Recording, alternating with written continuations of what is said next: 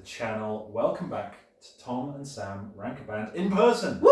For the first time since Tom Petty. Yeah. And we've changed set. You've seen it on the channel already, but Red Sofa will no longer be featuring in videos in the background of my screen or with our bottoms on it. This is Blue Sofa. This is what you're going to see from now on. I think we've got quite a cosy set here, so if you're settling down for the evening, get your favourite drink, your favourite snack. I've got my slippers on, so I'm clearly relaxing, you know. So just sit back and enjoy us talking about a band that you actually probably have heard of this time. Finally! The Smiths. Probably the most notorious, most famous, most acclaimed alternative band in the 80s. I want to say band in general, that's probably a bit much. But in terms of that sort of college rock scene, the jangle pop scene, the Smiths are the ones. It's the Smiths and R.E.M. are the big ones. And we're doing one of them today. We are indeed. So, Sam, let's just not dilly-dally anymore. No. What did you know about the Smiths before coming into this? I knew quite a lot of songs, just singles. It's like You're a big 80s guy. Yes, exactly. I love the 80s. I've made no pretense about that. There's no coming out for me. Yo soy 80s boy.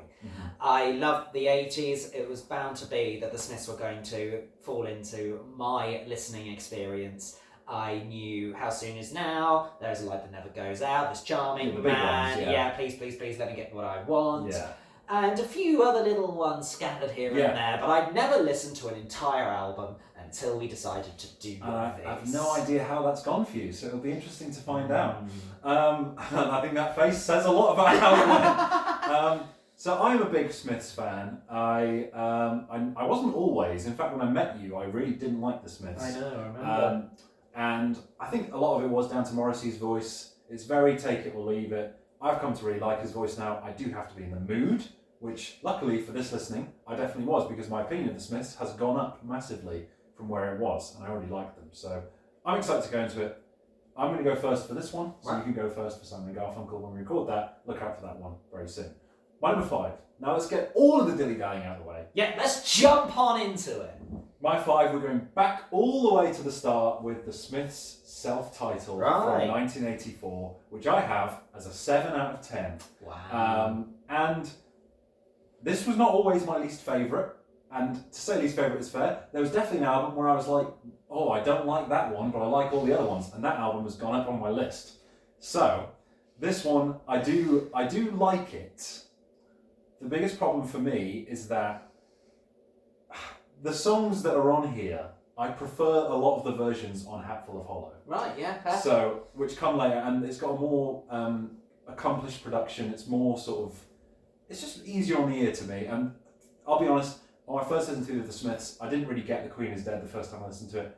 I kind of liked this one, but the Hatful of Hollow was the one that really made them click, and then I went back to the other albums and really enjoyed them. So, I've got a strange relationship with it. It's quite lo-fi in a way. It's not very, the production is nowhere near as good as it would be later on. Yeah. But it's This Charming Man doesn't really count as being on the album because it was a non-album single that's been added on since on streaming. But we're going to count it because it's on streaming. That's the versions we're listening to. So if you do count that, it gets a big bump. If you don't, you've still got really good songs like Still Ill and What Difference Does It Make, Hand in Glove, and Reel Around the Fountain. I think all those songs are really good, but again, I like all of those songs better than Hatful of Hollow. I still think it's a good album, it's just not one I'm going to reach to very often. Okay, fair enough. So, my number 5 is at a 5. Meter's Murder. Okay, yeah. Which probably makes sense, I think, for me. Yeah. It's their heaviest album. It is. It's a bit more punky. It weighed me down. I didn't enjoy it. I saved a total of 2 songs. Which ones? I was just trying to find the playlist. I've called the playlist. I tried to think of a Smiths-related pun, but I got sad, so a long playlist name will do. I saved. I know that joke isn't funny anymore, and Well I Wonder. That joke isn't funny anymore was a song I knew beforehand. I didn't know Well I Wonder. Happy enough to know it now. I don't think the amount of time that I dedicated to find it was worth it in utility, but I have listened to it. It's fine. I would never want to go back to it again. Oh, wow, yeah. Interesting. It goes up sure incrementally from here, but that was a very clear bottom album for me. Now, what I will say is, My number 4 is Meter's Murder at Right. 8. So I'm getting up very quick. Yeah. And what I will say on Meter's Murder is that if we wouldn't have re-listened, and this is why it's important to re-listen for the videos, because if we wouldn't have re-listened to them, it would have been dead last easily. Yeah. And the reason for that is I think it's very different, and it just takes a while to get used to it. Right. And you know, there were always tracks I did like on it. The Headmaster Ritual, I think, is a great opening track. Russo Ruffians is this sort of perky acoustic one, which I like. I really like I Want the One I Can't Have. And then it kind of, mellows out a bit. What She Said is a bit forgettable. I like That Joke Isn't Funny Anymore. And then I was just going through the album and I like all these songs. That's odd. I remember not liking them. Why did I have this as like a 5 or a 6? Barbarism Begins at Home is really good. I really like Nowhere Fast as well. And then the title track comes at the end of the album, which is definitely the worst Smith song and pretty much torpedoes the album. Luckily for me, I was really enjoying the rest of the album. Yeah. And then the last song comes and Morrissey's doing this vegetarianism rant, and the song's long and boring and is really preachy and annoying. So it's a really bad combination. So title track Meter's Murder, the song, crap. Rest of the album, really good, really enjoyed it. And it is a bit more post-punky and a bit heavier. And I think for me it was a bit of a grower where I came back to it with a different perspective. I wasn't really expecting another Hatful of Hollow, you know what I mean? Mm-hmm. I was coming into it with a different perspective of Meter's Murder is its own thing, and I think that was the best way to get a good enjoyment out of it. So that's my number 4 at an 8 out of 10. I mean, I'm on first listen. Exactly. You saw how I was with Ice House. Yeah. The last discography I featured on the channel, I had a lot more time. The contrast between our listening is flipped. Yes, exactly. Finally, Tom has his revenge. My number 4 is a 6. Mm-hmm. So Climbing is The Queen Is Dead. Oh, which yes. I believe you predicted was going to be my last. Because I just thought you'd just be chaotic, which you have been anyway by giving it a 6. So yeah. They're going to come for you. Fine, whatever. I would say, even though I put Meter's Murder at a 5 and this only at a 6, I would still say I enjoyed listening to The Queen Is Dead a lot more. Yeah. I wouldn't say it's one of my favourite albums. It doesn't get near that. Yeah. But I did definitely have a more pleasurable time listening to it than I did to Meter's Murder. I saved a few songs. I saved The Queen Is Dead. Frankly, Mr. Shankly, that's a funny one, yeah, that's why I put a number. Never Had No One Ever. Big Mouth Strikes Again. There Is a Light That Never Goes Out. That's one I knew going in beforehand, so no spoilers there. I really liked that track. And Some Girls Them Bigger Than Others, which is odd. Now, let me just say, I think the biggest strength for the Smiths is the instrumentation, and Johnny Marr's guitar specifically really hooks me in. I feel like Some Girls Are Bigger Than Others is the track that really shows. It really shows how like Johnny Marr creates this this guitar track. It's beautiful. And it's lovely. And The Queen Is Dead is a really lovely sounding album.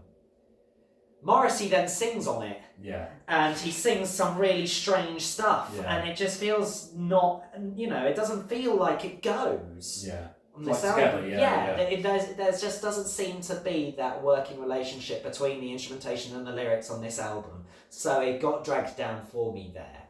I like some of the songs, and I think that Morrissey is still a really good songwriter, and there are albums where it does work that dichotomy. I just don't think it was really there here, for me. Fair enough. Again, that's probably how I felt the first time I heard the album. But into the medal position then already. Yeah, love the short discographies. My number 3 is their final album, Strangeways, Here We Come, from 1987. Also an 8 out of 10, so also I would consider pretty great. Another album like Meter's Murder that I have not gone back to enough, and it was a really good excuse to go back to it, because I think this album is one of those things where it's like, you imagine, they take it in such a different way with the sound, and you imagine what they would have done if there was a 5th Smiths studio album. Because of course, what we should have said at the start of the video, we are counting Hatful of Hollow, which is technically a compilation, but because I think half the tracks at least are unique to it, it counts. Whereas we're not counting Louder Than Bombs because that has a lot of repeat tracks. Anyway, we should have said that at the start. My apologies. It's not come up for either of us yet, so exactly. So it's not long been relevant. And it's very interesting to hear something like A Rush and a Push in the Land Is Ours, and it's so different. It's so sort of baroque and lush and beautiful. And I just keep thinking, like, what if they had another album in them where they weren't at each other's throats and they could have just got another one out? What would it have sounded like? Because it is a really exciting direction. This is the album where Morrissey's lyrics, I think, are the most distracting, but it's kind of amusing. Like, specifically the two songs that I would point to are Girlfriend in a Coma, which is one of the most beautiful instrumentals the Smiths have, and one of the most hilarious lyrics Morrissey ever put out. First time I heard that song, I didn't like it, because I thought that Morrissey was kind of ruining the song. Now, I think it's kind of genius, in that it's like, so ridiculously petty and like mean, but it's just so funny because of that. Like, it's not threatening because it's Morrissey, because he's just like, oh, you know, when he tries to be threatening, it's like, oh, it's just Morrissey, he's just a little wimp, you know. But how he sings it, it's like, girlfriend in a coma, I know. It's like I just laugh every time I hear it. But I think it's a really good song. And the other one is Unhappy Birthday, which is really funny as well. Really sarcastic and silly, and I don't know, it's like this really just sort of insane pettiness from Morrissey, which makes this album so unique. Because again, the string arrangements, they're doing a lot more stuff with keyboards on this album, and Johnny Marr's guitar parts are so beautiful. And then Morrissey just comes in, it's like, I think this is him at his most confident, which is kind of how he sells it. He gets away with it because he's so confident in what he's singing, even if you buy into it. Yeah, utterly ridiculous. And then I actually wrote down that Death of a Disco Dancer features a very different type of vocal from Morrissey, much softer and more delicate. And to me, it kind of sounds like it kind of inspired the album OK Computer by Radiohead. It sounds that kind of slow, sort of dreary sound before Radiohead did it, 10 years later. So I think for 1987, it's very ahead of its time. It's got great tracks. I think my favourite is probably Last Night I Dreamt That Somebody Loved Me. But I also love Girlfriend in a Coma. And I Started Something I Couldn't Finish as well. And I think all the tracks are really good. I think the last couple tracks are a bit weaker, but the rest of the album's really good. So 8 out of 10 for Strangeways, Here We Come. I'm glad I went back to it because it wasn't really one I ever listened to, and now it's my number 3. Very nice, yeah. So, my bronze medal. I'm glad you made your stipulation, because Hatful now of Hatful of Hollow has come up. It is a 7. It is very good. There was a lot of repetition, obviously. We know it's a compilation. But a lot of them are different versions, and they sound different. So this has gone lower as a matter of taste. Interesting. I did prefer the original versions of those songs, but obviously we will get to that when I come to talk about that album. Hatful of Hollow, though, was very enjoyable. If we got to a 7 for me, I'm liking it. I'm having a good time, and I really did enjoy those tracks that came in for the first time on it, especially How Soon Is Now, and Please, Please, Please Let Me Get What I Want. Really sweet tracks. And I did save the alternative versions. What difference does it make? You got everything now. It is a really good listening experience, and I'm glad we've counted it. I think it definitely counts. Because it's sort of a snapshot of their history, I think, in a way. And hearing John Peel's take on a lot of those songs, particularly something like This Charming Man, they slow it down quite a bit, and it's a bit more sort of, it's my preferred version, which I know will anger so many people, but that's my opinion. I like the sort of more sort of loungy, sort of laid-back version of that song, and I think the most important thing, which I'll get to when I talk about the album, for that album, is that Johnny Marr's guitar parts are so much clearer in the mix, and you can hear them so much better than on the debut, and I think that is a massive plus, because you can hear them just going absolutely wild, just like all over the place. But and shout out again to Johnny Marr. He is really good. Him and Andy Rourke, the bass on a lot of these songs as well is absolutely nuts. They are really my favourite parts of the band. So my silver is The Queen Is Dead from 1986. They're my favourite album from the Smiths, if you want to put it that way, and I've got it as a 9 out of 10. Probably their most classic album, and I think there's a good reason for it. Opener, The Queen Is Dead might be the heaviest song they've done. I absolutely love the sort of barraging momentum it kicks off the album with. And again, it's Morrissey at his like most just crazy lyrics best, you know. Then you get Frankly Mr. Shankly, which is really silly. I didn't realise you wrote such bloody awful poetry. It's a god tier line. Like, it's so... Whenever he sings that line, I always smile. And then, I Know It's Over, this sort of enchanting slow jam, really heartbreaking. And I know Morrissey goes into melodrama a lot, but it feels really sincere on that song. Whereas on something maybe like Heaven Knows I'm Miserable Now, he's maybe sort of being a bit cheeky with it. Never Had No One Ever is probably my least favourite on the album. It's just okay. But then you get Cemetery Gates, which is one of my favourites in the entire discography. Some of Mars' most bright and sunshiny guitar, and one of Morrissey's most irresistible melodies. And then side 2 starts with a bang, you get Big Mouth Strikes Again, which somehow gets over the awful pitch-shifted backing vocals. The song itself is brilliant, but I just can't stand those backing vocals. And I love, again, the line, "Now I know how Joan of Arc felt." It's like, Did you though? so melodramatic, but it works. Like, I get what you're saying, that there's like a disconnect between the music and the lyrics for you, but for me, this album is where Morrissey really comes into his own as this like melodramatic, like self-pitying, but also very funny guy. Yeah. I think the humour really comes into it on this album more than the 3 albums before. The Boy with the Thorn in His Side was probably the first Smith song I ever thought, whoa, I really like this. And it stayed as one of my favourites after all that time. There Is Light That Never Goes Out is often considered one of the best songs. I don't feel that way, but I still think it's a great song. And then you end on Some Girls Are Bigger Than Others, which features one of Johnny Marr's finest guitar parts ever, and certainly some Morrissey lyrics. And I do think it's a great song though, and yeah, the reason I went through every track is because apart from Never Had No One Ever, I like them all, and Vicar in a Tutu, I could take or leave. But the other 8 songs on the album, Chef's Kiss, definitely a classic album in my opinion, and I absolutely love it. Glad to have it in my record collection. Nice. So my silver medal. Where are you going with this? Interesting. Indeed. We're now up to an 8. I really like these top 2 albums, and it's been hard to put these in an order. Yeah. I have settled on Strangeways Here We Come. Oh no! We've done it again. I know. Bottom and top. Well, at least I had it at a 7. I enjoyed it. Yeah. Strangeways Here We Come is where my commentary on The Queen is Dead is flipped. I feel as though actually what Johnny Marr is doing goes quite well with the lyrics. I feel as though he's finally like, look, if Morrissey's just going to write some really miserable shit on it, I need to make it go. So it really does sink in well. A Rush and a Push and the Land Is Ours really opens the album strongly. You get the tone, you know what's going to happen here. I've also saved Death of a Disco Dancer as well, and then Girlfriend in a Coma. Yeah, it's great. Which I did still save, despite literally laughing out loud after it starts. And then a girlfriend in a coma, I know, it's serious. Which apparently was written about Johnny Marr's wife, who he hated. He was fantasising about her being in a coma, which...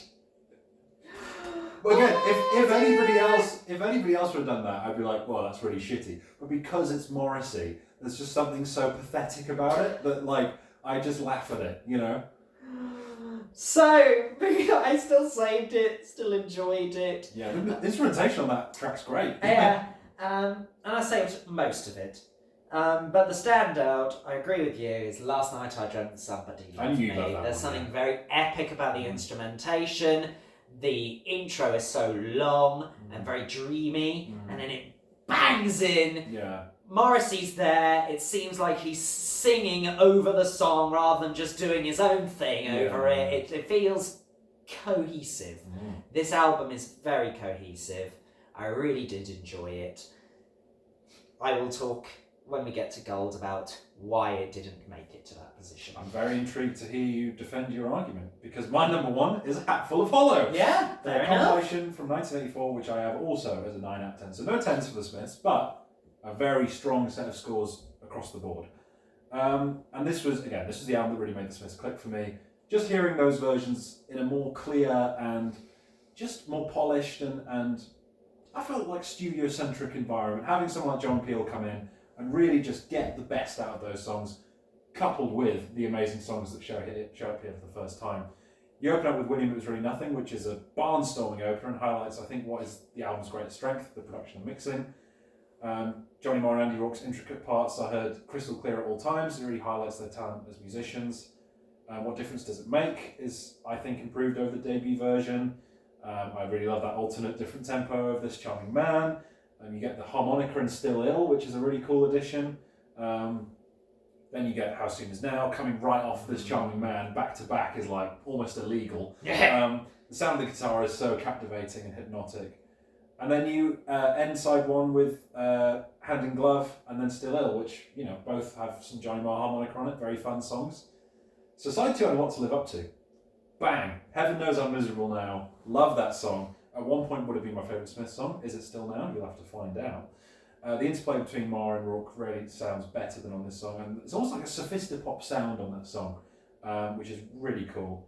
And yeah, what I love about Johnny Marr is that he's been on record saying that he hates guitar solos and like cock rock, as it's called, you know, just like showing off with a 3-minute long guitar solo. His guitar playing is not only really, really good, but also really tasteful.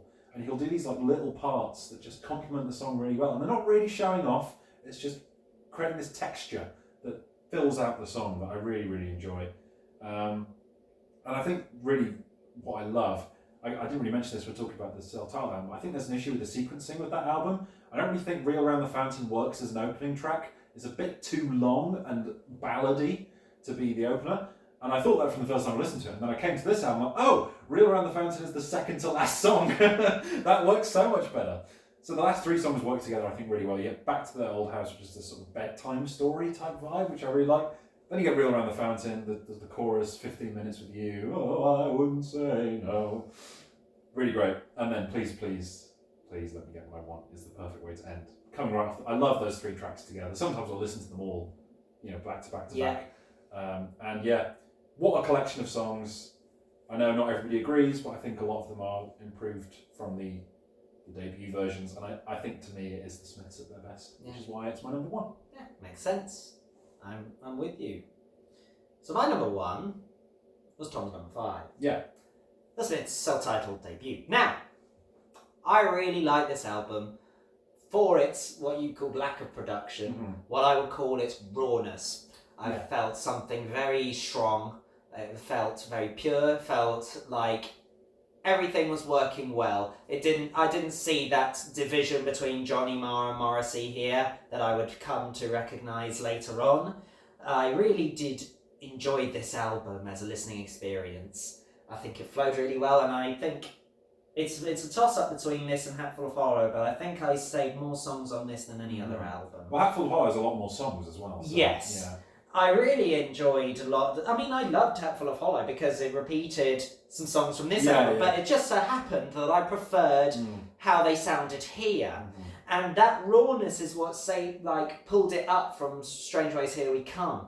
The Strangeways Here We Come just didn't feel quite right to me, maybe because I knew that's where they were going, they were tailing off. Maybe and that album took as it away. well is them at their most polished and extravagant and lush, you know. And I really did like the sound of the band in the Smiths. So I really enjoyed Got Everything Now, Pretty Girls Make Graves, Hand that Rocks a Cradle. This Charming Man. It's not my favourite song there. Wow. I mean, it technically doesn't really count on the album, so if you did get it on vinyl, you wouldn't get it anyway. I've heard it a lot over my life, and it has really suffered with overplay, even before I got into listening to it in album context. So unfortunately, it's not going to really register too much with me. The new discoveries, though, really good. I still carried on. I say Still Ill, Hand in Glove, and What Difference Does It Make? Those are all great songs. They're so good. And I really devour it. As far as numerical value goes, I've only rated it 1 number above you. But in terms of the ranking... Is it an 8 for you? Yeah, it's an 8 for me. That's as far as I get. Really did enjoy the Smiths, you know. I mean, I've kept you in suspense all the way through. Actually, this was pretty pleasant. I did enjoy it. Just not one of your favourites. I really did enjoy listening to it all, though. I'm glad I've done it. And I'm glad that I've got them in order. And I've got those 2 albums at the top. And even Hatful of Hollow, bronze to gold, great. I will go back to a lot of the songs. Maybe not go back and listen to all the albums again. But I've definitely learned so much, and I've got so much out of it. Well, there you go. That's all you can ask for. Thank you very much for watching. Let us know how you rank the Smiths albums, including the compilation Hatful of Hollow. You can chuck in Louder Than Bombs if you want to. We just thought for the purposes of this video, it would be a bit silly when you're hearing them for the first time to then give you, hey, do you want to hear What Difference Does It Make for a 3rd time? It's a good song, but like... by that point, you're familiar with it. So, we'll have a songs video coming up, probably in around a week from this video coming out. We will have just uploaded a record haul. 1976 will be next for the Albums of the Year, Songs of the Year series, so check that out as well. And without further ado, thank you very much for watching, and hopefully we'll catch you soon.